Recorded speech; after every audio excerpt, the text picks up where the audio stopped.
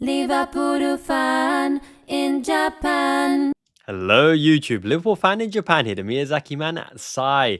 We're going to look at the world of tactics without Trent Alexander Arnold in the Liverpool lineup. We have had the pleasure of seeing our boy Scouser play in a team for years upon years, but now it's a time for a new era, the shiny era, up the shiny one, with Arne Slot. Before we continue, I want to say thank you to everyone who supports the channel through YouTube membership. Faisal, Dave, Robbo, and Mark T, thank you for joining and rejoining the YouTube membership. Enjoyed exclusive content. I'm going to add some stuff there here today as well. And a shout out to my man, Andy Cantwell, for his shout out to my video. Glad you enjoyed him as well, my friend. We got to catch up soon. But yes, as I mentioned before, I got an opportunity to join this streaming platform called Big Up. And they provide me with an inbuilt tactical analysis board and Premier League clips as well. So I'm very keen to use that. So I'm going to do a live stream tomorrow, Saturday, 1 p.m. UK time, for all of you guys out there who want to do a deep dive into transfer talk, every single transfer link for every position to Liverpool, the ideal summer transfer window. We're going to go into every single player, whether it's Gyökeres, whether it's Isak, whether it's Jarell Hato, whether it's Milos Kerkez. We're going to go through every transfer. So make sure to join me 1 p.m. UK time. I'll drop the link in the comments below. Make sure you join the waitlist for that, and as soon as I'm on, I'll let you guys know. So let's get into the tactics without Trent Alexander Arnold. But just before we do, I do want to say Jamie Carragher kind of got it spot on a few parts of his speech around Trent's leaving due. Mainly around why would you want to leave this Liverpool team that's in this pomp, that's in this prime, that's destined and primed to win things, with the decline of Manchester City, Arsenal being the bridesmaid and never the bride. We're here to win it, in it to win it. And especially with Trent going out the window, it looks like Salah and Van Dijk, according to Ornstein, are closer to signing, for the fact that we can use some of that remuneration, some of that freed up wage budget to give them perhaps what they want, right? So that's looking rosy, isn't it? That's looking rather good as well. But on the other hand, I do disagree with Jamie Carragher's intonation that we're not mad because he's leaving on a free. Of course you are, right? You can't say that because he came from an academy, right, and cost nothing. He cost a lot through wages, and he's taken a spot that someone else could have taken as well. He's contributed with his quality, but by leaving on a free, especially with the way that financial fair play and amortization works as well, by a homegrown academy prospect, which is what Chelsea are doing, not selling them off like a Conor Gallagher, you don't get the money into your coffers instantly for financial fair play for the transfer window coming up. So it is a big impact. So I completely disagree that, you know, you can't be mad at him for leaving for free. You absolutely can do. McAllister, who has no allegiance to Brighton through, you know, his longevity or being born there or raised there as a Brightonian. Is that the right word? I don't know. Someone correct me in the comments below. But he signed a new contract with a release clause to make sure that Brighton got something, right? But then again, if Trent had his heart set on Real Madrid, which it looks like he did, because 4-year contract was Robbo and Alisson signed 6-year ones, no matter how much money you put in front of him, he wouldn't have re-signed a contract because he had his heart and eyes set on the prize of Real Madrid. So, no good luck to you, my friend. Just enjoy your adventure over there. Do what you do. And when Gakpo smashes through, it's all good. I don't know. I still like Trent. We need Trent for the rest of the season. Trent's a good lad. But, you know, if he doesn't want to play for Liverpool, see you later. Get someone better. Let's get into tactics board. Alrighty, so this is how we more or less lined up this season. Jota slot up front, Szoboszlai roaming number 10, Gravenberch in the 6th position, overplayed, but definitely a key starter in the 6th position. McAllister between the lines, sometimes Curtis Jones, Robertson, Van Dijk, Konate, and Trent. So Trent has a role in this half space. We know all about Trent Alexander Arnold. Once again, Mighty Mike, thank you for the clear itchy band button that I'm utilizing right now. Trent has some key ball playing abilities that really help the team out. This line ball here down to Salah around the outside. This penetrating ball into the half space that Szoboszlai can go into. He has a short ball to Gravenberch and is able to get into this position. But I actually think Conor Bradley is better at a 1-2 to get into that right side half space position. He can gravitate to the middle of the pitch and play that quarterback style role, giving us not the power cube Shaqiri, but the box, the square in midfield. But we haven't seen it as much under Arne Slot, except when we're chasing a game and we're really going the dual tens duality. Gravenberch roaming between the lines on here and giving Trent free reign to pick out the passes, even there, trying to get in between the lines so that Jota or Diaz can pick it up here to go on the perpendicular, whether you need to go out again or have a chance to put it across. Trent is tasked as one of our main ball players, but the opposition obviously know that, right? So tactical limitations when we have Trent are well known as well. The opposition will target him They'll target the space in and behind him when he pushes up as well. Forces Konate out wide, out position, which leaves some vulnerabilities on the diagonal or on the peripheral ball or on the balls out from the wide to this player here, who seems to be able to get in front of Konate on the inside for the fact that Trent has to be covered when he's out of position or roaming forward. We know all about Trent's history of not being the greatest or most intense at tracking back, which is why the existence of Szoboszlai has probably been a godsend for Trent, in all honesty. Gravenberch can cover for Trent, but he doesn't always cover so well in the channels, to be honest. He's better in the kind of centre-backs, the half-back position, the endo 6 and centre-back roaming position as well. When Trent makes his way further forward, so let's say there's a world where Salah plays on the inside, Trent is up here, and Szoboszlai is covering from the kind of former Milner, Henderson cover for Trent, the wing back role for Szoboszlai. Trent is useful in this position, but once again, here's a ball to create that assist for the flash header or the big switch of play. It's now premeditated by the opposition for the fact that they block the line of sight of the passing. Trent isn't really going to dash past the play. It's not his game. He hasn't got a pace acceleration, and he's not the best at hitting the ball on the run. Really, really, watch out throughout his career. He's not the best at delivering his balls when he has to dash, and cross it. In fact, Beckham was better than Trent at dashing, and crossing. Trent is better when he can roll the ball in front of him and then bang. Roll the ball in front of him and then bang. Roll the ball in front of him and bang, which is why, once again, because he has to roll the ball out in front of him, that's why it never qualified him as a midfielder, because his arc of playing is too wide. It's not like a Xavi or an Iniesta or Messi, which would be like a dot there. You know, literally Messi's arc of playing is like that. He needs to maneuver the ball in a position before playing the ball, at least consistently, right? At least consistently as a ball player. So Trent's assets of getting the ball down to Salah, switching the play, cutting inside and left foot, switching the play to Robbo, for example, getting into the half space and smacking the ball.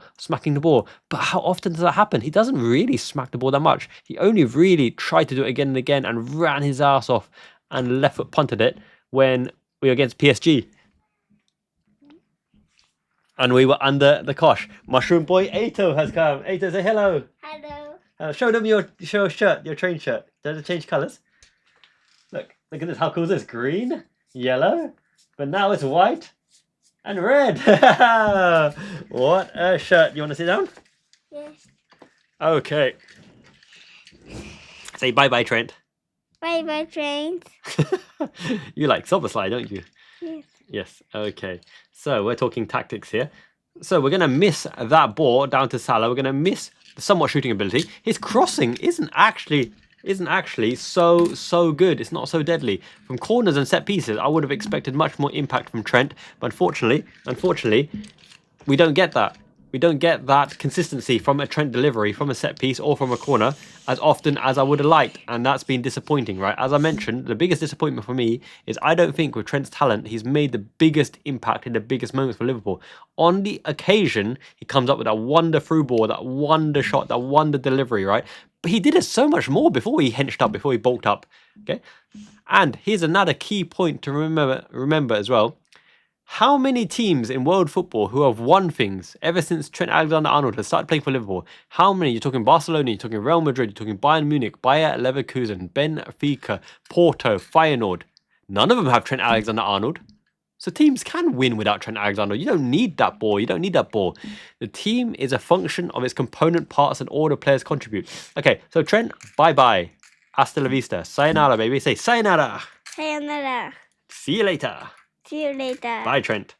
Bye, Trent. Love it. Okay, so we have another player. The first player we're going to look at is Conor Bradley and what Conor Bradley can do. So, what Conor Bradley offers you is the running power, not just the tackling power and being self-assured. Actually, let's start with that point. Conor Bradley's existence means Konate doesn't have to cover as much.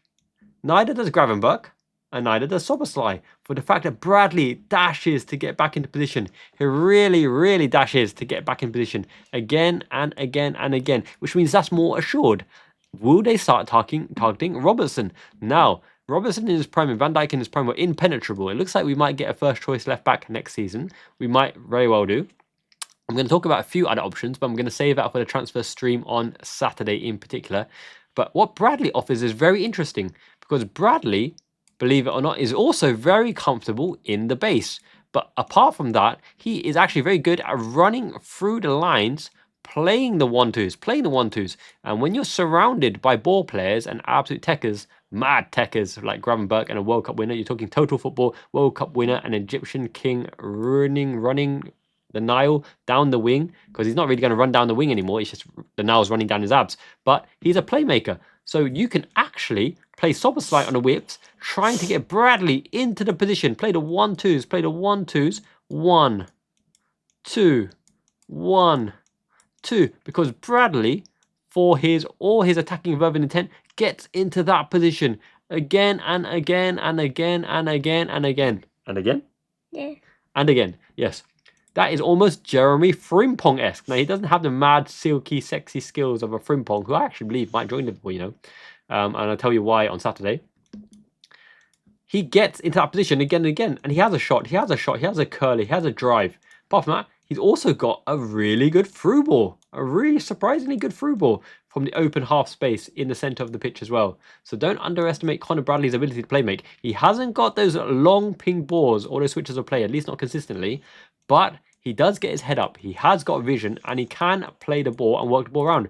But the good thing about Bradley is he's a roaming playmaker, the likes of which Robertson can't really do, but tries to do, because Robertson is better around the outside, whereas Bradley is comfortable on the inside, on the half space, in the inside forward position, Mazzala positions as well, and offering the genuine width, and can beat a man around the outside, and actually has a great delivery when manoeuvring the ball, and can pick men out with composure as well. So Conor Bradley is actually amazing for offering balance and is less likely to be targeted. And if someone does target him like Mbappe might as well be a blue cone, because Bradley, bosh, just smashes right through him. The only thing is, Bradley, like Gerrard, like everyone else of his age, is he 21, I assume, hasn't got that much mileage in his legs, which you'd think is a good thing, but also the muscles maybe aren't resistant enough to keep him injury free. So like Gerrard, he needs to grow into his body and get used to consistent game time, because Gravenberch, even though he missed a lot of last season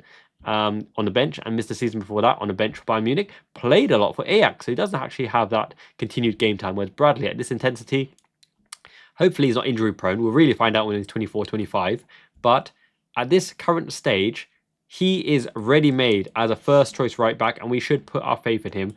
The other options, right, are a right back who could play centre back, or a left back who could play right back. Now, Andreas Cambiasso at Inter Milan looks great, but he's a predominantly a left back. He has played on occasion right back, but I don't think you want that type of player who can do a role at right back, right? More like a Diogo Dalot at a Man United who can play both sides, but very much an Alvaro Arbeloa who can definitely play both sides super effectively. Like even a Nathaniel Klein can play both sides. So you're probably looking at a versatile fullback who can cover both sides, for the fact that we probably need cover on both sides. We have specialists in Tsimikas and Robertson who can only play left back, although Robertson can probably at a stretch play back three, centre back, left-sided centre back, or maybe in a back two, but I wouldn't rely on him to do that. So Conor Bradley for me is the predominant right back, but if we get another right back, and don't think of Jeremy Frimpong as a right back because his defensive ability and height and being beaten, my goodness, it'll be Trent version number 2. Frimpong has to be a right wing back covered again, or a right winger, interesting enough. So that would be an interesting prospect as well. But if you look at right backs, there's not a dearth of right back talents compared to the left back market.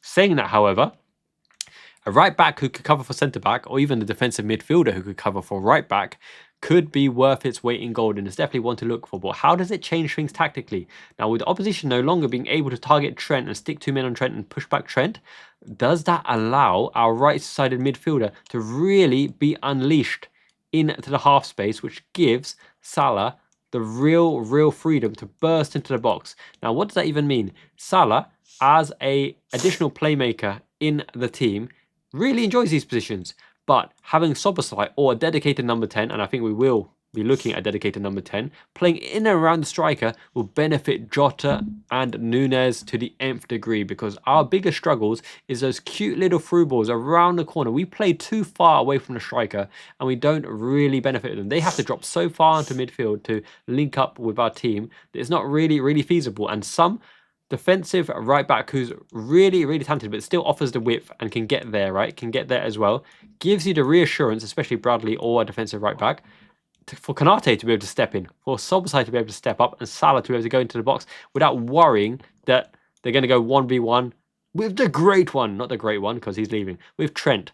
And Trent being beaten around the outside has to be put into a containment area with Konate and Trent because Trent's getting beaten. But when they drive it or pull it across, right, that's always squeaky bum time, as they say, because you don't know where the ball will end up unless it's with Doku because he hasn't got an end product. So giving us the further balance on that side also allows the inversion of the other side, because it's not often that you see the right sided centre back joining that one to allow our left back freedom. Now, if this is Ryan Aït-Nouri or Milos Kerkez or Anthony Robinson, that threat is something we've been missing all season. That off you go, son. Come inside forward, Gakpo to shoot across, round the outside, a through ball to him as well.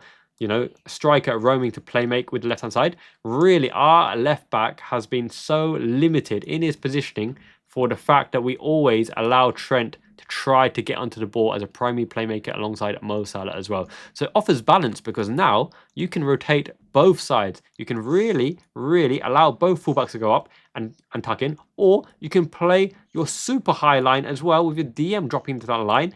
And then you have this very, very oppressive Milan style, nice little Christmas tree with bonsai fort in the middle as well. And it's just super interesting because now you're more tactically flexible. Before, it's so easy to know what Liverpool are going to do. Trent gets the ball. He's looking for a long ball because Trent won't outrun you and Trent won't give and go like a Conor Bradley. You're waiting for Trent to ping a ball. So what do? You mark where the ball is going to go. You mark the inside channel to Salah. You mark the 8 position. You mark where the through ball will pop to. That ball is too long to be effective because your player at Premier League level can always dash back and retrieve itself. So it's just more easy to set up against. The absence of Trent, sure, you lose his world-class ball playing ability on occasion because once again he's not consistent enough with that, but what you gain is balance and true unpredictability. And that's also another reason why I think Liverpool as a whole will be stronger, because if you sign versatile players who can play multi positions and are comfortable in those multiple areas, like Wataru Endo, he should play more, then you're not relying on specialists like Robertson and Tsimikas who only sit in this position. Your fullbacks might even contribute to other areas of the pitch, like a Guardiola's João Cancelo, because João Cancelo for that season was unstoppable as well until they fell out, you know, because João Cancelo's actually got a big ego. So does Trent apparently. So there you go. I think tactically we'll be more flexible, we'll be more balanced, we'll be more defensively solid, and for sure we'll compete for all the trophies next season. Miyazaki man and Mushroom Boy, Yay! Ichiban! Make sure you like this video, subscribe if you haven't already. Join me on the stream on Saturday. Until next time, Janet means ciao.